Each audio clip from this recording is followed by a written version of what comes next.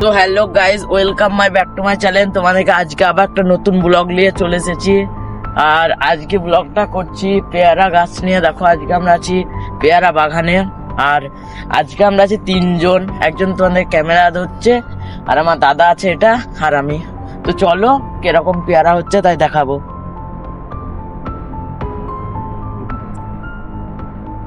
এই দেখো পেয়ারা গুলা, দেখো কি মোটা মোটা পেয়ারা। আর এই পেয়ারা কিন্তু ভালো পেয়ারা। এই দুটোই পেরে নিলাম, ধর।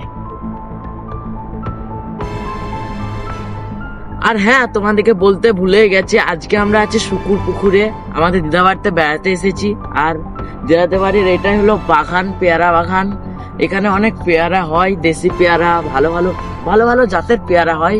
তো চলো আজকে এই পেয়ারা গুলাই দেখবো।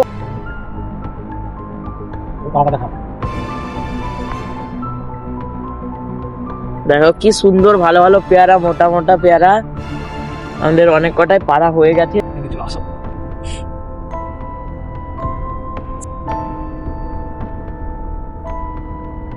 গাইস দেখো আমাদের অলরেডি পেয়ারা পাড়া শেষ হয়ে গেছে। আর এটা বাগান।